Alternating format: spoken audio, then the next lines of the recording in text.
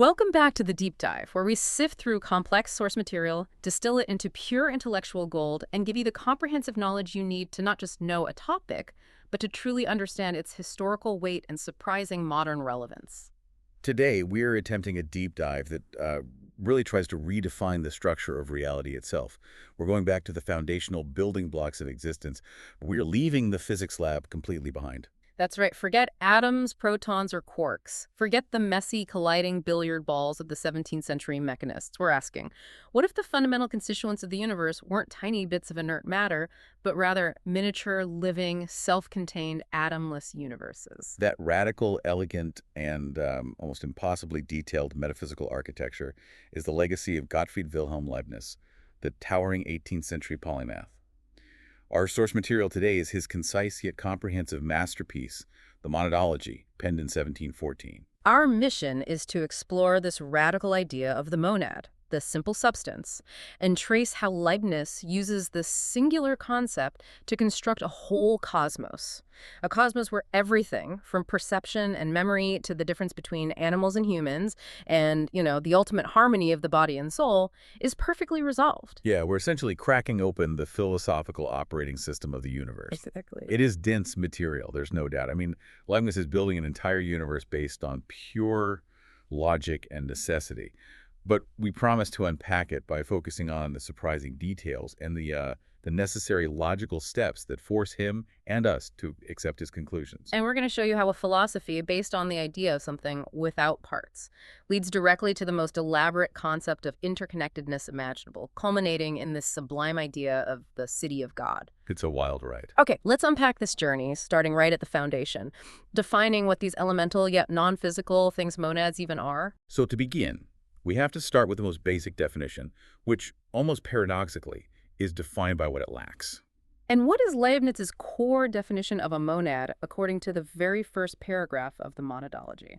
Leibniz starts with absolute logical precision, right out of the gate. A monad is simply a simple substance, a substance without parts. This definition is foundational, because monads are the entities which, enter into compounds. Right. If you want to build anything complex, you must start with something simple. Exactly. And that concept of without parts is far more than just a description. It's a philosophical requirement. So why does he insist, from a purely logical standpoint, that the ultimate elements of things have to be simple and indivisible? I mean, why can't we just have infinitely divisible matter? Because the existence of compounds, things we see in the world, like physical bodies, which are just aggregates or collections, logically necessitates a simpler source. If you were to assume that matter is infinitely divisible, you would never actually reach a thing. You just have parts of parts of parts. Ad infinitum. Exactly.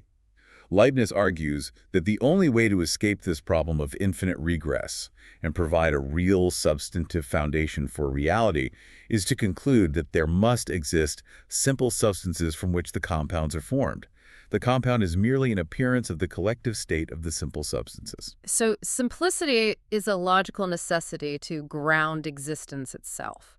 And since a monad has no parts, it automatically sheds all the properties we associate with physicality. Precisely. Because they are without parts, they can possess no extension, no shape or figure, and crucially, no divisibility. This is the radical break with 17th century atomism.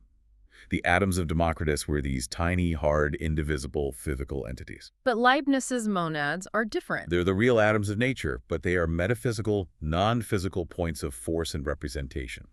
And this non-physicality is the key, isn't it? If they were physical, they'd fall into the same old mechanical laws of cause and effect. Right. They'd be part of the deterministic systems of philosophers like Hobbes and Descartes. By insisting that the monad is a simple, non-physical substance, Leibniz moves the causal engine of the universe away from mere material interaction and places it squarely in internal metaphysical force. So a monad isn't acted upon? No, it is a point of activity, and this immediately bypasses that philosophical quagmire of how consciousness can arise from inert, extended matter.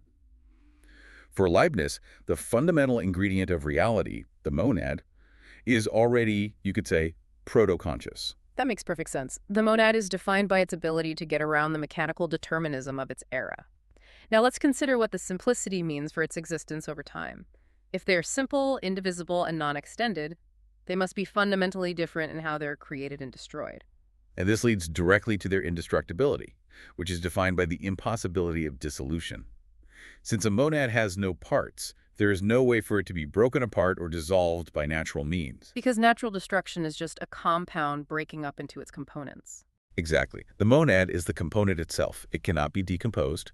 It's immune to decay, corrosion, or any natural forces trying to break it down. And the same logic applies to its beginning, I assume. Right. A simple substance cannot come into being by natural means, because natural creation involves composition, the combination of parts. If it has no parts, it cannot be composed. The implication here is, well, it's monumental, isn't it? If monads are outside the natural chain of creation and destruction, they are outside the efficient causality that governs all compounds. Indeed. Leibniz concludes that a monad can only begin or end all at once. It requires only creation by divine fiat to begin and annihilation by the same power to end. This stands in stark contrast to the life cycle of a compound, which comes into being or comes to an end by parts. So they exist purely and continuously by God's sustaining will, not by physical processes. Okay. So we have these foundational entities, non-physical, indestructible, existing only through continuous divine creation and completely self-contained. The logical question that follows is, if they are so self-contained, how on earth do they know the universe exists and how do they interact? That logical necessity, that question of interaction, is precisely what Section 2 addresses, and it launches us into one of the most famous and captivating metaphors in all of philosophy. The doctrine of no windows. Tell us in detail what this radical isolation means. Leibniz states, beautifully and absolutely, that monads have no windows through which anything could come in or go out. And this isn't just a metaphor for separation, it's a necessary metaphysical consequence of their simplicity. Right. If they are simple, non-extended points, there is no way to conceive of any mechanism, no door, no hole, no path for matter or form, or even an external influence to affect their internal state. If you try to imagine a window on a monad, you are effectively giving it parts, which is a contradiction of the definition. Right. And the immediate implication is that a monad cannot be internally changed or altered in quality by any other created thing. Internal motion or change of place is impossible because there are no parts to move. This isolation is the intellectual counterpunch to the problems of his time. He's explicitly rejecting certain historical ideas about how perception works, isn't he? That's right. He uses this concept to dismantle the ancient and medieval attempts to explain how external objects influence the mind. He specifically targets the scholastic idea of sensible species. Ah, these were imaginary forms or accidents, separating themselves from the substance of an object, like the redness of an apple and traveling through space to somehow implant themselves into your mind. Yes, the scholastics tried to bridge the gap between matter and mind by having bits of form fly across the void. And Leibniz says this is nonsensical. Accidents like redness cannot separate themselves from the substances they belong to and move about outside of them. Neither the substance nor the accident can enter a monad from the outside. So the monad is, therefore, fundamentally and legally entirely self-contained. Completely. But if they're so radically isolated and inherently indestructible, why aren't they all just identical, unchanging, and utterly useless for building a dynamic universe? If they don't change, they wouldn't justify existence. This is where Leibniz moves from simplicity to individuality. He argues that monads must have qualities, otherwise they wouldn't be existing things. If they only differed in quantity, they would be indistinguishable, since they're all defined as one simple substance. And if they were all the same? And if we assumed a plenum, that space is full, any movement would simply mean one area of space received the equivalent of what it already had. No change would be discernible, and reality would be static and null. Which brings us to perhaps his most famous principle. The principle of the identity of indiscernibles. The rule is absolute. Each monad must be different from every other. There are never two perfectly alike beings in nature. There must always be an internal difference, an intrinsic quality that distinguishes one monad from the next, down to the deepest metaphysical level. So every point of reality is utterly unique. Utterly unique. So we have an infinity of unique, self-contained entities. If they are perpetually unique and cannot be influenced externally, then all the dynamism, all the change must originate internally. The necessity of continuous internal change is non-negotiable. Every created monad is subject to it, and since external causes are impossible, no windows, remember, this change must flow from an internal principle. This is the monad's force, its metaphysical motor. But this is the abstract conceptual hurdle that always trips people up. How can a substance without parts have internal change? How does a unit contain multiplicity? This requires us to understand change not as movement of parts, but as a succession of complex states. Leibniz argues that besides the principle driving the change, there must be a series of changes that constitutes the monad's specific nature. Okay. And since natural change is gradual, meaning something changes while something remains unchanged, the simple substance must be affected in many ways. That's the multiplicity. Even when it has no parts, that's the unity. Okay, let's try an analogy to ground this. If a monad were, say, a tiny, non-extended computer chip, the multiplicity wouldn't be the movement of its components, Right. but the complexity of the program it's running, or the sequence of data states it passes through. That's a perfect modern analogy. Think of it less as a machine and more as a single, indivisible point of pure information. This point is constantly updating its internal state, running a massive, complex algorithm that represents the entire universe. The difference between state A and state B is the change, the multiplicity, contained within that single, simple unit.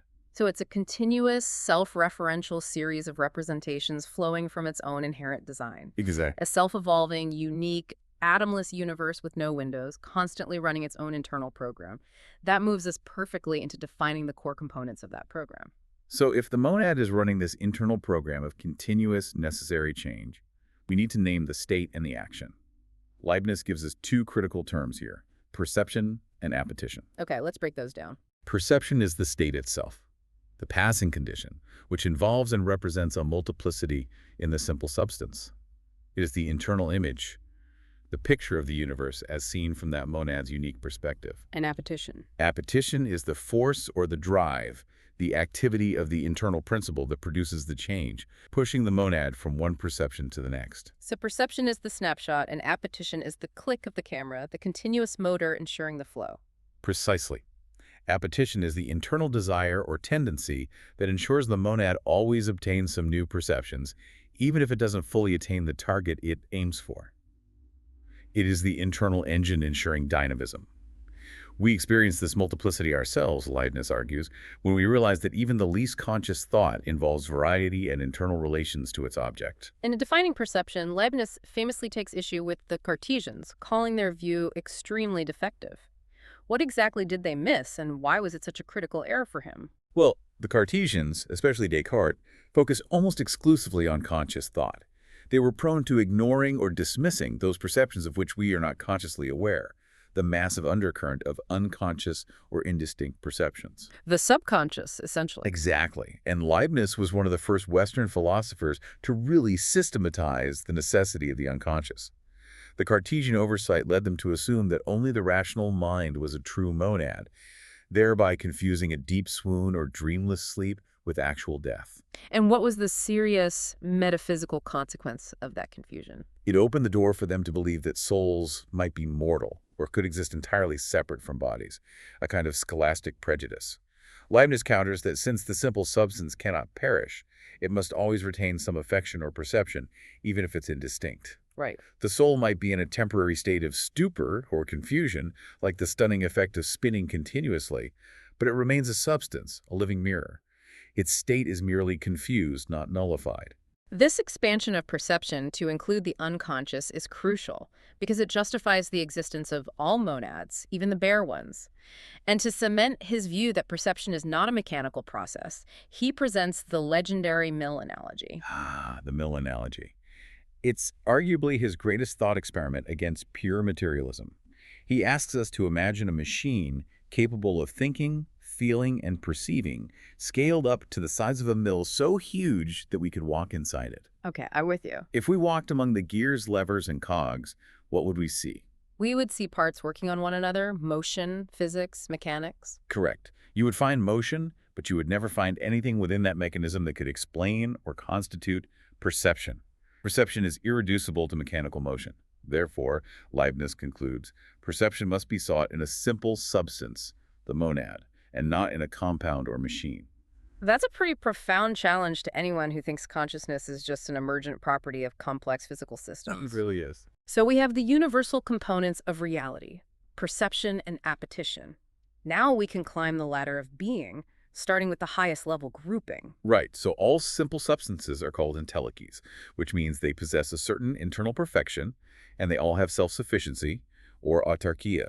They are incorporeal automata, sources of their own internal action. And within this family of entelechies, we can define three critical ranks. Starting at the bottom, we have the bare monads. The bare monads are the vast majority of simple substances. Their perceptions are highly confused, indistinct, or, as Leibniz vividly puts it, they are not marked and, so to speak, striking and highly flavored. They're in a constant state of metaphysical stupor. Exactly. They reflect the universe, but the image is too blurry to distinguish the objects. The next level up are souls. What grants them this higher rank? Souls are given to monads, where perception is not only more distinct, but is critically accompanied by memory. Memory is the essential mechanism that allows the monad to retain and connect prior perceptions, even if they were unconscious ones. This ensures continuity. Which makes sense. He says the present state of a monad is naturally a consequence of its preceding state, meaning the present is big with its future. Exactly. That continuity is key, because it means that perception arises only from perception, just as motion arises only from motion. The soul never starts from zero. It merely passes through a confusing phase, like a caterpillar entering a cocoon. And this memory function is what allows for the next vital distinction, the difference between animals and humans. Yes, and this distinction hinges entirely on the difference between the consecutiveness provided by memory and the necessary truth discovered by reason. Memory gives animals a kind of consecutiveness that resembles reason. They function by association. Right. If a dog sees a stick, it associates that perception with the pain it suffered yesterday, and it runs away. Their expectations are based on the magnitude or number of preceding perceptions. A strong habit forms an expectation. This is pure empiricism, which Leibniz notes is how we humans behave most of the time. Oh, absolutely. We are nothing but empirics in 3/4 of our actions. We expect the sun to rise tomorrow because it always has, not because we understand the rotational mechanics of the solar system. But the astronomer or the philosopher expects daylight based on rational, calculated grounds, and that leads us to the highest level, the rational soul, or mind. The rational soul, or mind, esprit, is distinguished by its unique capacity, the knowledge of necessary and eternal truths. This knowledge moves us beyond mere sensory expectation and allows us to perform acts of reflection. And reflection is the mental superpower here. It is. Reflection allows us to turn inward and consider the concept of the I and to grasp abstract, non-empirical concepts like being, substance, the immaterial, the simple and the compound, and even God himself. These are the chief objects of our reasoning. So the animal lives in a world of contingent facts driven by accumulated memory, while the human mind accesses a realm of immutable necessity discovered through reflection. And that furnishes the principles of the two great pillars of rational thought. Okay, so since reason is the defining feature of the mind, Leibniz has to lay out the architecture that supports all rational thought, the two great principles of reasoning. These principles define how a rational monad processes information and builds knowledge. First, we have the principle of contradiction, which is the foundation of formal logic. We judge false, that which involves a contradiction, and true, that which is opposed to the false. The law of non-contradiction. Something can't be and not be at the same time and in the same respect. Exactly. It's pretty intuitive. The second principle, however, is much heavier and carries the weight of his entire metaphysical system. This is the principle of sufficient reason. Yes. This principle asserts that there can be no fact real or existing, no statement true, unless there be a sufficient reason why it should be so and not otherwise. And crucially, this holds true even if those reasons cannot be known by us. So it guarantees that the universe is fundamentally intelligible, even if it is infinitely complex. That's the idea.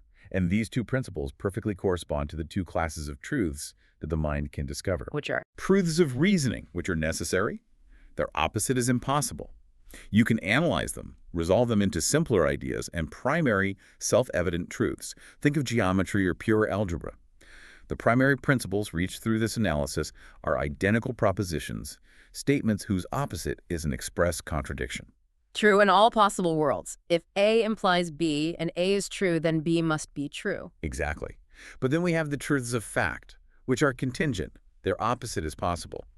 They still require sufficient reason, in line with the second principle, but the reason is not found by a finite analysis. And this is the crux of the problem that leads directly to God. Why is the analysis of contingent truths infinite? Well, consider any contingent truth, say why you are listening to this right now. The efficient cause of this moment involves everything. The current position of the moon, the forces and dispositions of the air, the motions of every atom in your listening device, the intent of the writer. The analysis into particular reasons goes on into endless detail because of the immense variety of things in nature and the infinite division of bodies. So the causal chain for a contingent fact is infinitely long and complex. Infinitely. So if the reason for fact X is found in fact Y, and the reason for fact Y is found in fact Z, and that chain continues infinitely, we never arrive at a final resting reason for the entire series of contingent facts. And that is the essential logical necessity. Since the entire series of contingent things is infinite, the sufficient or final reason must be outside of the whole sequence.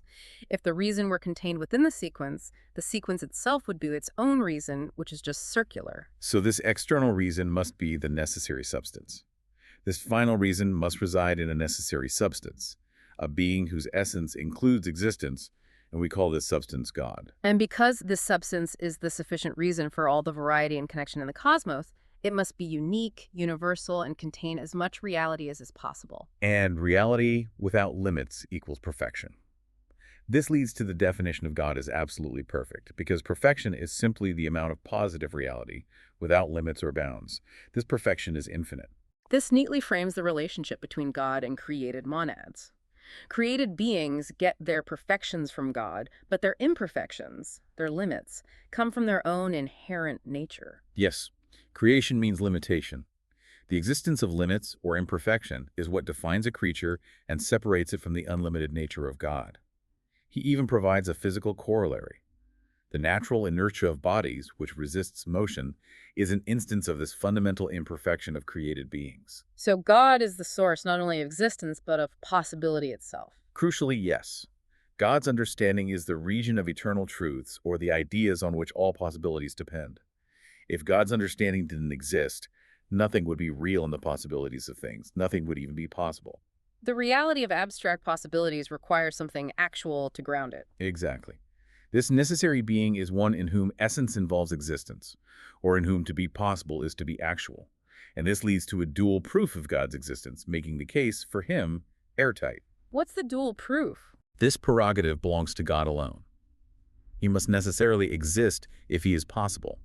This is proved a priori, from cause to effect, because a being without limits, a perfect being, can have nothing interfere with his possibility. And it is proved a posteriori, from effect to cause, because the existence of contingent beings requires a necessary source outside the sequence. And finally, he does a bit of philosophical housekeeping, rejecting the Cartesian idea that eternal truths are arbitrary and depend on God's sheer will. Right. Leibniz insists that necessary truths, like mathematical laws or logical axioms, depend solely on God's understanding. They are internal to his rationality and are immutable. Only contingent truths, like which specific world exists, depend on his will, specifically his choice of the best possible world, dictated by fitness and goodness. Which clarifies that God is supremely rational and not capricious. Precisely. This is a tight logical framework that establishes the metaphysical ground for the entire cosmos. Now, we can return to the monads to see how they operate under this perfect rational authority. Okay, so we've established God as the primary necessary unity. How do the derivative monads, which are limited, come into being from this perfect source? Right. Leibniz uses a highly evocative term. Derivative monads are products of the primary unity through continual fulgurations of the divinity from moment to moment. Fulgurations of the divinity. That sounds like constant flashes of light or power. What does that imply about time and creation? It implies continuous sustenance. It's not a single instantaneous creation event, but an ongoing, moment-to-moment emanation of reality. God is constantly upholding the monad's existence. The monads themselves are limited by their own natural receptivity, their inherent limits, which determines their specific nature and their degree of perfection. And this limitation directly maps God's attributes onto the monad's internal operations. Yes, there's a beautiful parallelism there. God's power corresponds to the monad's ground or basis. His knowledge corresponds to the monad's perception, and his will corresponds to the monad's appetition.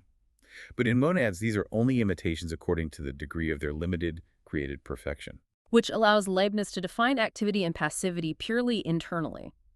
No external push or pull is needed. Right. A created thing is said to act outwardly insofar as it has perfection, meaning distinct and clear perceptions. Conversely, it suffers or is passive in relation to another insofar as it is imperfect, meaning it has confused perceptions. So activity is attributed to the more perfect monad because its distinct knowledge serves to explain a priori what takes place in the less perfect one. Exactly. But hold on, if monads have no windows, how can one monad's distinct perception explain another monad's confused state? How can there be any dependence or influence at all, even a purely ideal one? The influence is strictly only ideal and works solely through the mediation of God. This is the crucial leap. Since physical influence is impossible, monads are dependent on each other only because God, in regulating all monads from the very moment of creation, has adapted them to each other perfectly. So instead of two clocks communicating, we have God setting up all the clocks to run in perfect predetermined synchronization. That is the famous analogy. They are mutually adapted. Yeah. What is distinct and active in one monad, its clear representation of the universe, is reflected, albeit confusingly and passively, in another monad. Their activities and passivities are mutual and complementary, defined by their perspective. This radical dependency leads us to the cosmic question. Why this universe? Why did God choose this specific symphony of monads? Since God is defined by infinite wisdom, his choice cannot be arbitrary. In God's ideas, there is an infinite number of possible universes, an infinity of ways monads could be arranged and developed. God's choice requires a sufficient reason, found in the fitness or degrees of perfection they possess. So every possible thing is sort of aspiring to exist, proportional to the perfection it contains in germ. That's the image, yeah. And since God's attributes, wisdom, goodness, power, are maximized, the actual world must be the best possible world. The best that his wisdom made known is chosen by his goodness and produced by his power. This world maximizes the greatest variety possible alongside the greatest possible order. Now, this concept, the universe as a single, perfectly optimized, pre-programmed system, raises the biggest, most challenging question for the listener. If the monad's present is big with its future, and everything is pre-adapted by an infinitely wise being, where does free will fit into the system? Doesn't this make God a cosmic puppet master? That is the essential ambiguity and the greatest critique leveraged against Leibniz.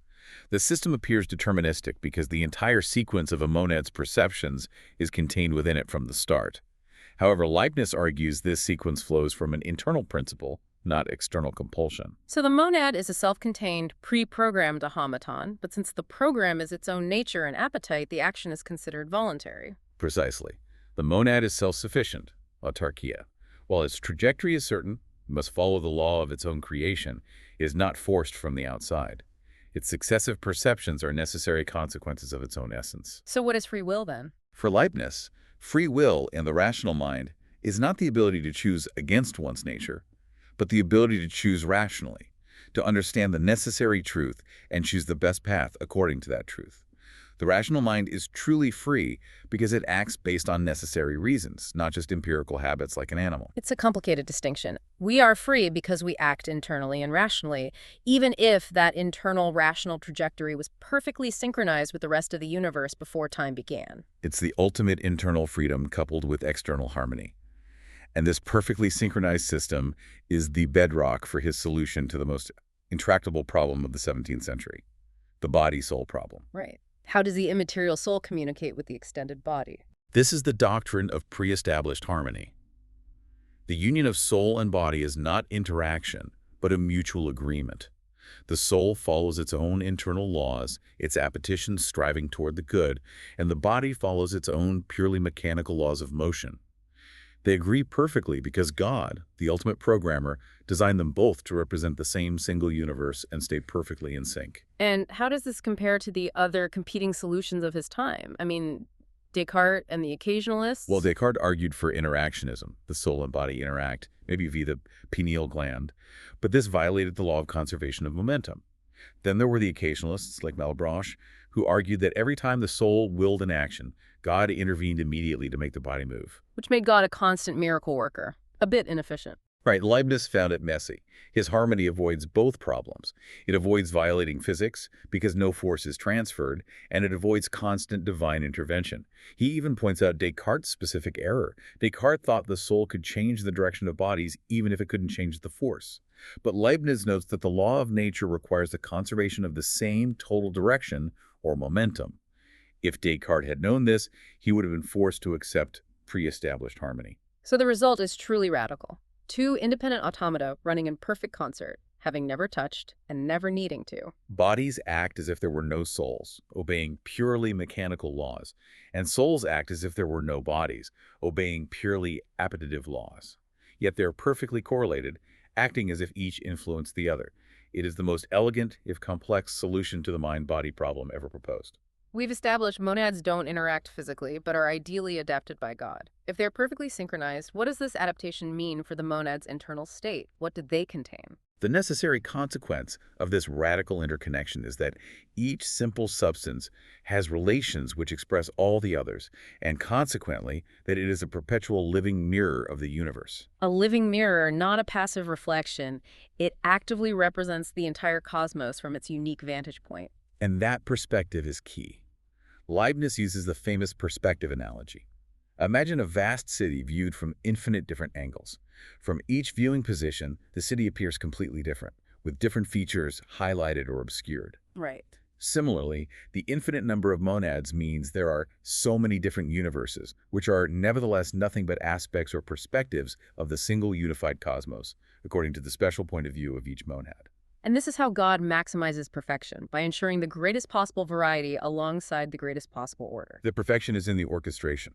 The monads themselves are limited, however, which brings up a question. If every monad reflects the entire universe, why are we, rational minds, so limited in our knowledge? Our limitation is based on the clarity of their reflection, isn't it? Exactly. While every monad strives after the infinite whole, they are differentiated only by the degrees of their distinct perceptions.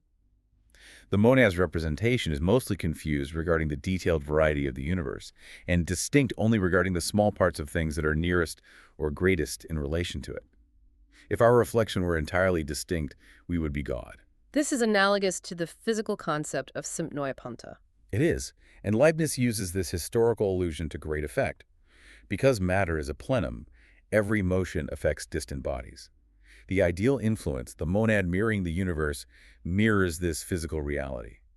He who sees all could theoretically read the entire universe, past, present, and future, in any single body. Recalling the Hippocrates saying, stoia pontas, all things breathe together. Exactly. However, a soul can only distinctly read the part of the universe that its specialized body makes clearest to it. Which brings us to the organic body itself. Each monad represents more distinctly the body which specially pertains to it, and of which it is the intelligy, or soul. That body, in turn, must be perfectly ordered, since the monad reflects a perfectly ordered universe. And this definition of the organic body is one of the most stunning and scientifically imaginative parts of the monadology. It is a machine infinitely superior to anything created by human art. It is the divine machine, or natural automaton. What is the difference between divine and human art in this context? The distinction is about scale and complexity ad infinitum. A machine made by human skill, a clock, for example, is not a machine in each of its parts. If you break down a brass gear tooth, the fragments are just inert, non-artificial chunks of metal. They no longer serve the purpose of the clock. Right. But the machines of nature-living bodies are still machines in their smallest parts ad infinitum. This is the hallmark of divine art, infinite recursion of purpose and order. The implication is truly mind-bending. And this perpetual subdivision is necessary because each portion of matter must express the whole universe. And this requires every part to contain its own internal movement and structure. Leibniz then paints this incredible cosmological image, a world within a world within a world. Let's truly dwell on that image. In the smallest particle of matter, there is an entire world of living creatures, animals, and intelliges. Imagine looking at a single drop of pond water. That drop is a vast sea full of fish, plants, and life. But even the air and water between those creatures also contains other minute, imperceptible plants and fish. And those minute plants and fish contain their own living worlds inside them, and so on infinitely. Yes. This means there is literally no empty space, no inert matter, no chaos. Nothing fallow, nothing sterile, nothing dead in the universe, no chaos, no confusion save an appearance. Exactly. It only appears chaotic to us because our perception is confused.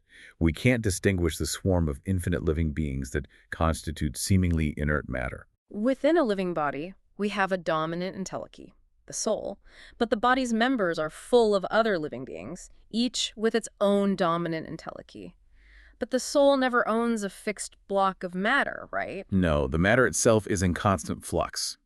Bodies are in a perpetual flux like rivers, with parts constantly entering and passing out. The soul changes its body only by degrees, little by little, never being deprived of all its organs at once. Which leads to his profound conclusion regarding birth and death. Which is that there is no absolute birth or complete death in the strict sense. What we call birth and death are merely developments and growths or envelopments and diminutions of the indestructible animal. The animal itself, the simple substance, and its immediately associated organic body never perishes. So the soul never becomes entirely separate from a body. Only God exists without an associated body. Right. And he finds confirmation in the observation that organic bodies never arise from chaos or random putrefaction. They always come from seeds containing some preformation. The organic body and its soul were already there before conception. Birth is merely a great transformation, like a caterpillar becoming a butterfly. The animal is indestructible. We have discussed monads across the entire spectrum, from bare entities in stupor to the souls of animals driven by memory. Now we elevate the discussion one last time to the pinnacle of creation, the rational souls or minds. The transition from the animal soul to the mind involves a fundamental upgrade. While all animalcules are inherently indestructible, rational animalcules are initially just spermatic with ordinary sensuous souls. It is when they attain human nature through conception that their sensuous souls are raised to the rank of reason and to the prerogative of minds. What does that upgrade mean in metaphysical terms? Ordinary souls are living mirrors of the universe. Minds, however, become something far more profound. They are images of the deity or author of nature himself. They are capable of knowing the system of the universe and, crucially, of imitating it through architectonic ensamples. Because they possess reason and understand necessary truths, each mind is like a small divinity in its own sphere, capable of creation and design. And this shift in capability fundamentally changes God's relationship with the monad. How so? This capability enables minds to enter into a direct fellowship with God. In relation to all other created things, the mechanisms, the bodies, the bare monads God acts merely as an inventor to his machine, the architect.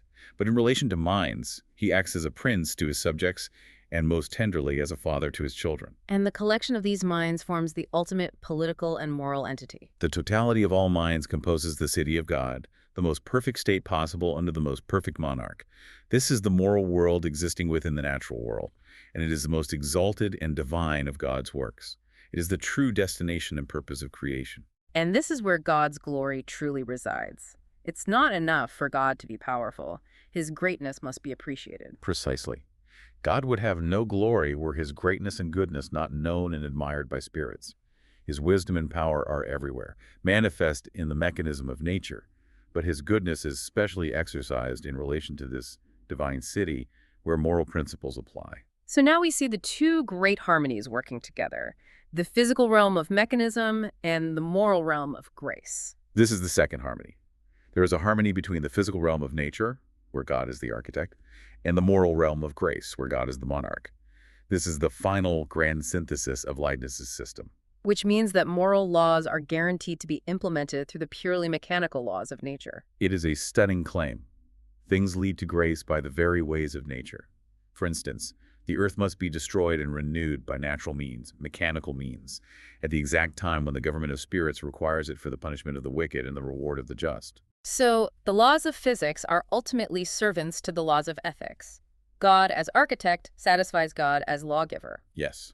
Sins must bear their penalty through the order of nature, and noble actions attain their rewards by ways that, on the bodily side, are purely mechanical. This ultimate harmony ensures that physics and ethics never clash. The universe is entirely unified, beautiful in its mechanism, and just in its moral outcomes. And what is the final consequence of living under this perfect government for the wise individual? Under this perfect government, no good action is unrewarded and no bad one is unpunished. The wise person is encouraged to be content with God's actual positive will, recognizing that if we could sufficiently understand the infinite interconnected order of the universe, we would find it utterly impossible to improve it, not just as a whole, but even for ourselves in particular. True happiness is found in aligning with God as both the architect and the final moral cause. That's the end goal. We began this deep dive with the simple, windowless monad, a non-physical entity whose essence is force and internal representation, containing all its future within its present state. We trace how the degrees of distinct perception create a ladder of being, moving from the confused stupor of bare monads to the memory-driven life of animals, and finally to the rational mind capable of grasping necessary truths. We saw how the rigorous application of the principle of sufficient reason demanding a final explanation outside the infinite chain of contingent facts necessitates a necessary being, or God, who chooses this specific universe because it maximizes both variety and order, making it the best possible world. And ultimately, Leibniz resolves the ancient philosophical crisis of body-soul interaction, not through impossible physical influence, but through the pre-established harmony. This elegant solution ensures that the mechanical laws of nature perfectly synchronize with the moral laws of the city of God, guaranteeing that every monad acts as a perpetual living mirror, reflecting the entire, perfectly optimized cosmos from its own unique, indispensable perspective. The radical conclusion is that the simplest element of reality is a complex, self-driven universe, and the entire creation is a unified, infinite organic machine where there is no dead space, and every part, down to the smallest particle, is imbued with life and purpose. Here's the final thought for you to wrestle with. If, as Leibniz assures us, the monad's present state is big with its future, and every action we take is merely the unfolding of an internal program that was perfectly pre-adapted to the entire cosmos before time began, what actual room does that leave for spontaneity, true novelty, or to radical, unpredicted choice? If your path is certain, does it matter that the journey is internal? And if God's choice was limited to only the best possible world, does the necessary being possess free will, or merely necessary goodness? Something to mull over until our next deep dive.